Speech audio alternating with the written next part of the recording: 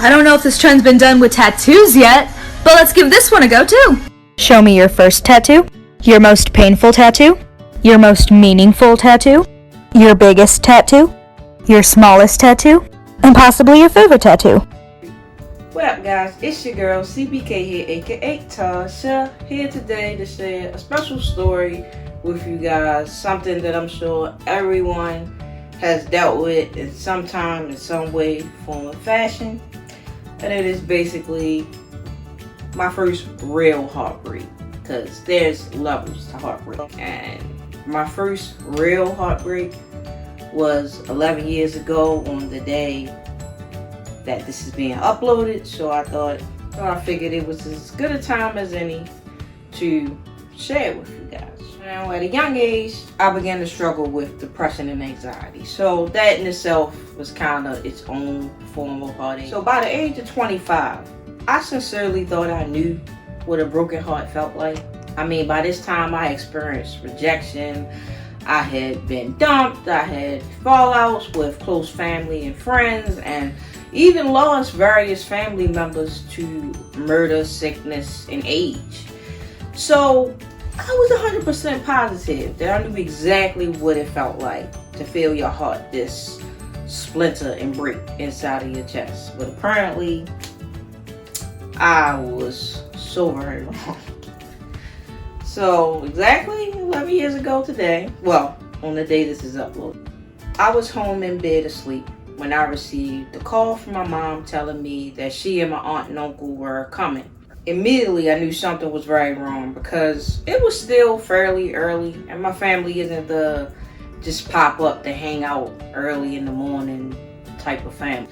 So, yeah, I knew something was wrong right away. I called my aunt, tried to get her to tell me what's going on, because my mom, not really trying to tell me, and I'm, upset. Just tell me, let me know what's going on, but my aunt doesn't tell me either.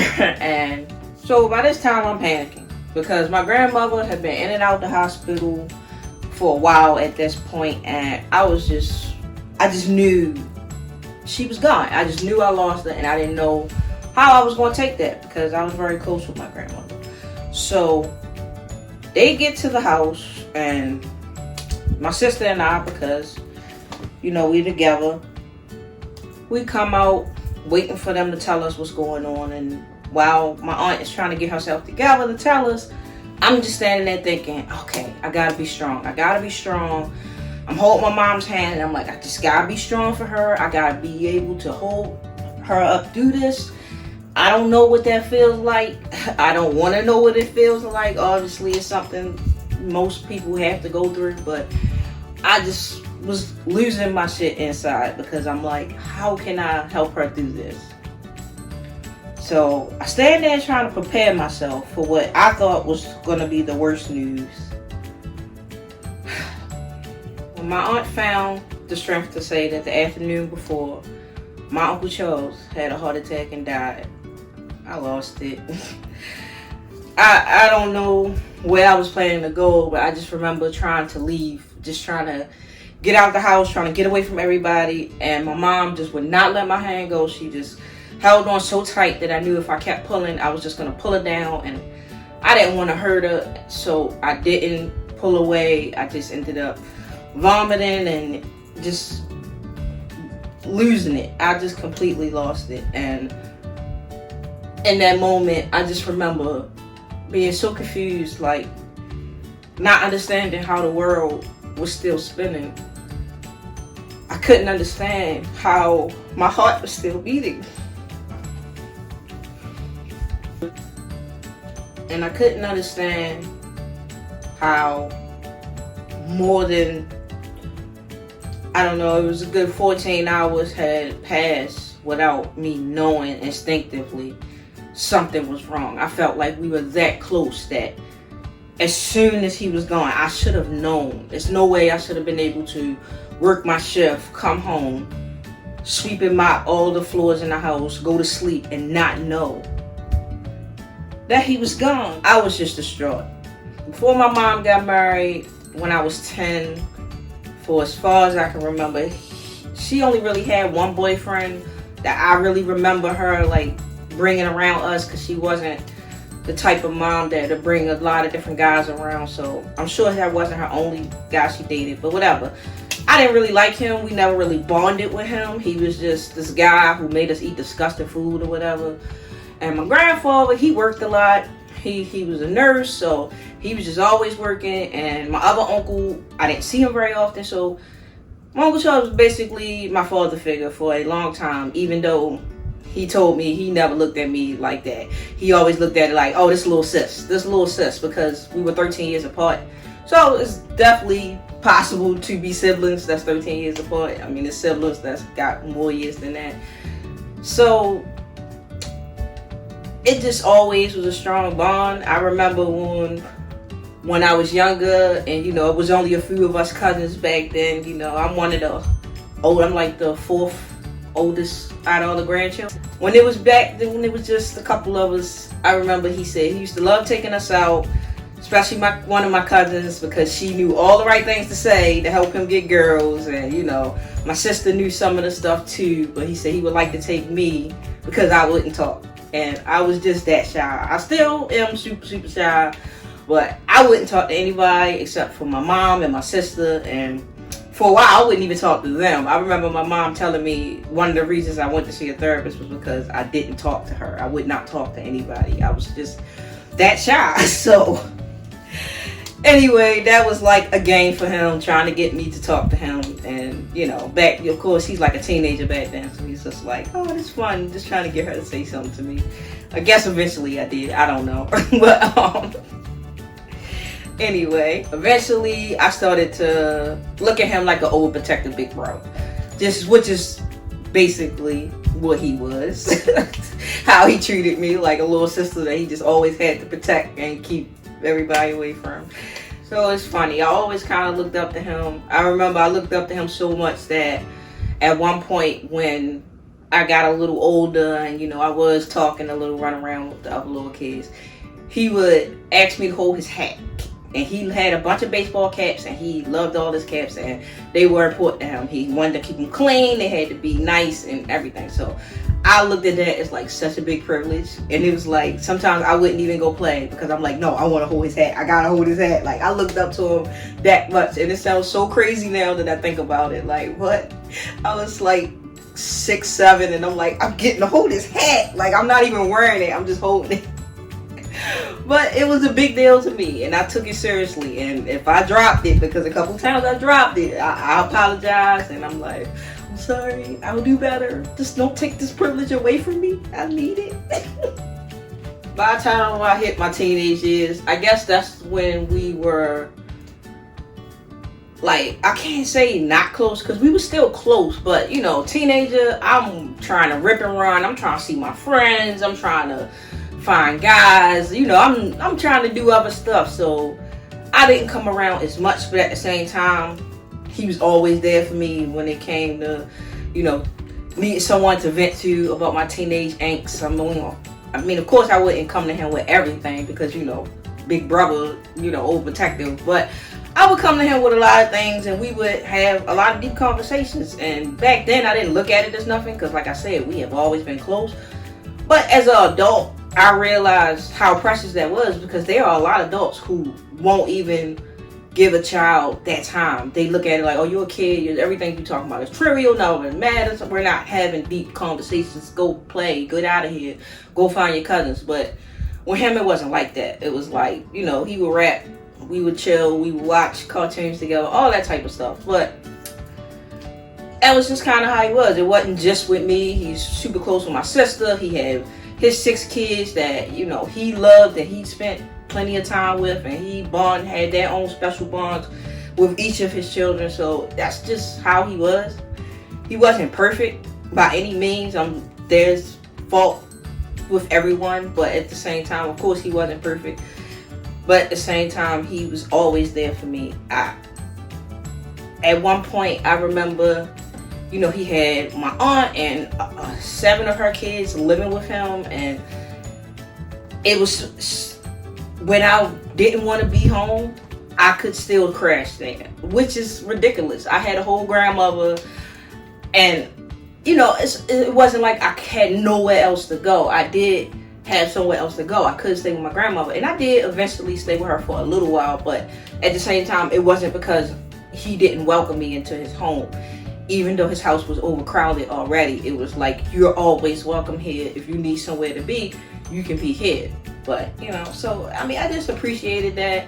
And it really meant a lot to me because it's scary being 13, 14 and feeling like you don't want to be home.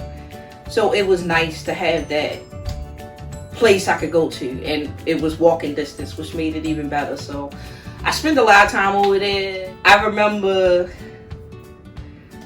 it probably was a few Christmases before then. Probably a good 2-3 Christmases before, you know, 2009. I think I was about 22, 23 years old. And it's funny because I would always try to get him a Christmas gift. So he wanted to give my sister and I Christmas gifts because we always got him something. So he got us these gifts. And it's just so Uncle Charles, and I'm just gonna show you guys the gift because I still have them all these years later. So one Christmas he decided he wanted to show us how much he loves us and how much he cares for us. So he got us these t-shirts. And mind you, as I said before, I was young. I was like 23, 22, something like that. And he bought me a size 2X shirt. And no, I was never skinny. I can show you my teenage pictures. I was never like a skinny mini. But he bought my sister size large. And she was literally a size 4. So that means small, maybe medium. And he got her large, which is the size I wore. And these are men's shirts. And he bought me a 2X. And then he made us promise that we would not sleep in them. Because he did not buy them for us to sleep in. He bought them for us to wear. So in honor of him now, I'm going to put them on. And for a long time, I actually held up my side of the deal. I did not wear them to sleep in for a very long time. I wore them to work. And, you know, I respect his wishes. Like, even before he was gone, I'm like, no, I actually didn't sleep in them until he was gone. When he passed away, I did sleep in them just because I wanted to be close to him. But yes, so this was the shirt that he bought his 20-something-year-old niece because, you know, this is how he wanted us to dress. And I think this tells you everything you need to know about Uncle Charles. He is like, yes, this is perfect. Put it on, wear it just like that. Don't tie it up. Just, you know, I don't care. So I wore it. This used to be pink. I know it looked white now, but it's really old. So yes, I still wear them. I don't wear them very often. I mostly wear them when I'm missing him and, you know, I just want to be close to him. I wear them to work like I have a couple times this week. And every now and again I sleep in them. But I mostly just keep them up, put them to the side because they just mean so much to me. I'm glad that, you know, towards the last couple years before he passed, like, we had really gotten back super tight again. Like I said, we never stopped being close. We were always close. But the last couple years we got super close again and we started hanging out more and talking more and doing everything more like we did when I was younger. But, you know, like I said, I had got away from him because I was, you know, teenager. I want to go be a teenager and I can't be a teenager with Uncle Charles. Guys can't holler at me with Uncle Charles there. He's not for that. So, you know, I'm glad that I did, even though I was still relatively young at the age of 25, I did still, you know, take the time to get back close with him. And when he was having a hard time, I remember my sister and I took him out to Fells Point and we had a really good time. I remember we didn't have a lot of money, but it wasn't about that. We went and I showed him this music store, Soundgarden, he knew nothing about, and it was just like the best place to go for music and DVDs. Like, I loved it down there. We went to Cooper's Tavern and got some shrimp because he is a sucker for some seafood. And then just walked around and had a good time. And it was really fun. And on Tuesday, July 7th, I remember it was my last day of vacation. And we ended up talking. I don't remember if he called me or I called him. It could have gone our way because, like I said, we talked all the time. But yeah, he called me up and he was like, or I called him up, one or the other, and we were talking about Fells Point, and he was saying, oh, he had a couple dollars now, so he wanted to go down to Fells Point and look at some music and get some stuff. So I'm like, all right, let's do it. And he's like, really? I'm like, yeah, I ain't doing nothing. I'm just chilling. So I picked him up. We went down to Fells Point. He ended up buying me 2 CDs, which again I still have for, you know, personal reasons. So he bought me T.I. Paper something. I had to put it below because I really don't remember what it's called. I remember the CD. It was the one where you can have whatever you like, you know. And it was that one and whatever. But Paper Chaser, I'm gonna put it down for you. And he also bought me Nickelback, which I know is like the biggest joke. Everybody like Nickelback is the worst. So yeah, he bought me those 2 CDs, gave me some gas money, and then I took them home. And I remember I just dropped them off, and then I went home because, you know, that's all with y'all. I'm gonna see him another day. We see each other all the time. We like so close, like. So a part of me in retrospect is like, dang, I could have just spent more time with him right then and there. I went back to work after that, and you know, I didn't get to see him again. But when I really think about it, the only reason that it ended up being like that, the only reason it was like, I took him to get the CDs and then he dropped them off like it was nothing, because that's how it was with us. It was nothing. It wasn't like, oh, we gotta cherish every second because we're always together. I'm always walking over there. I'm always chilling. You know, we were always talking on the phone on and off. So, you know, it was like, when I really thought about it, I'm like, oh, okay. That makes sense that's how that went down. That I was like, you know what? I'm gonna drop you off and I'm gonna go home and chill, get ready for my work week because, you know, I gotta go back to work. But anyway, I just wanted to share this story with you guys and let y'all know, you know, I don't know. I don't know. I just wanted to share this story. I just felt like it was almost fitting because not only does the video get uploaded on the day that I actually had my heart broken, even though he passed away on the 10th, but it's just something I've been thinking about for so long, so I just felt like I wanted to share. And before I go, I wanted to show you this t-shirt because I had to get a t-shirt. I got a cap too. The cap is in the car. If I remember, I'll take a picture and add it in later. But so if anybody saw my attempting the Dances with the Decade video, you'll understand my face. And I'm not even gonna put a clip in here now, but if you haven't watched that video, watch it and you understand why my face looked like it did, because this is my Uncle Charles shirt and I loved him so much. So thank you guys for listening. I really appreciate it. See you guys next time.